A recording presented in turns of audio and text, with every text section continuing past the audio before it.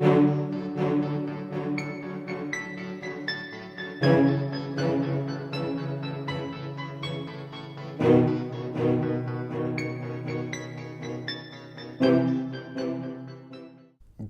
in museums, the idea of separating the content experience from the visitor experience has been sort of like a church and kind of state piece. Nowadays, though, digital has become the glue for that, and I think for a lot of us now, it's important to think about the visitor experience across all the channels and all the ways people engage, which does change the sorts of things you do in the museum and the sort of works you show and the way kind of works are shown. We see in museums of art, particularly this turn in contemporary art towards experience as well. So you're seeing ephemeral works that are about bringing people together to create these social experiences. So I think you're going to see more of it in museums, and I've come at it, I guess, from the digital end of things, and I think we are going to see, and I hope, a reduction of digital specific roles. Digital is like electricity, you know, we don't have an chief electricity officer, do we? But we might have 120 years ago, you know, when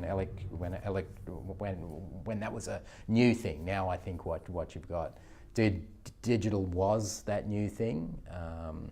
Digital is still, for many organisation types, still pretty new, but that in the next few years will pass.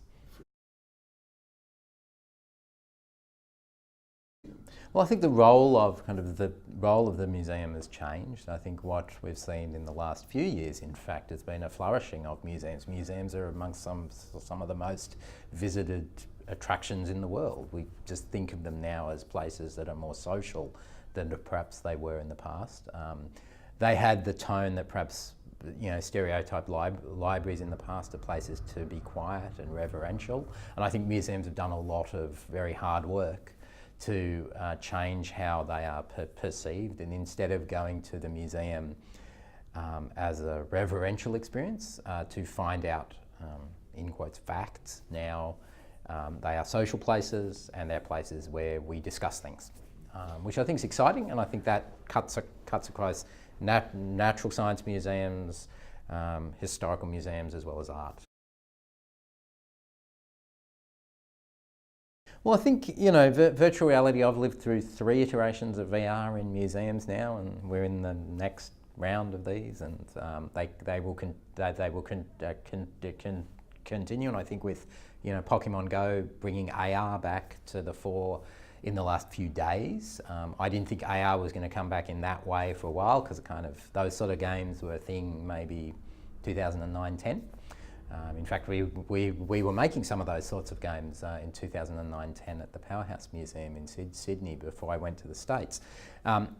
These things come around in cycles, and I think some of the key elements of those experiences have changed. I think the VR that we can get now on our phones and with other specialised devices, the Vive, for example, with the controllers, are amazing and different. They're a different level of immersion. We've got better at storytelling through them. We've got better at content creation for them has become cheaper and more democratised. I picked up a little camera the other day in the States for about $350 that shoots adequate immersive VR kind of things.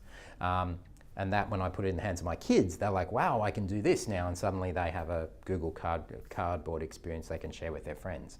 So that's changed. What hasn't changed is this idea that you have to hold the thing up to your face. That's kind of horrible.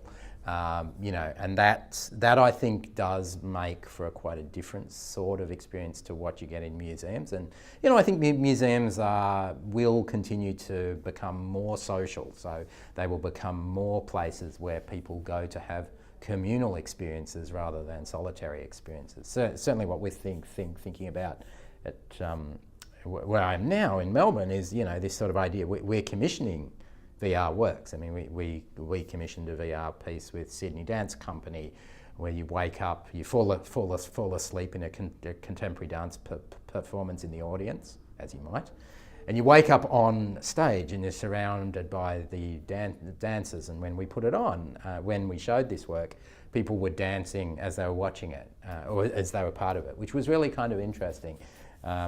So, you know, but we're thinking about how does that work in a at scale. So what does it mean to have, what is a cinema for VR experiences?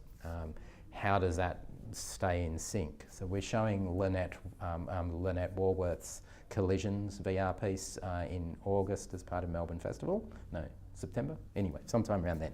September, let's say.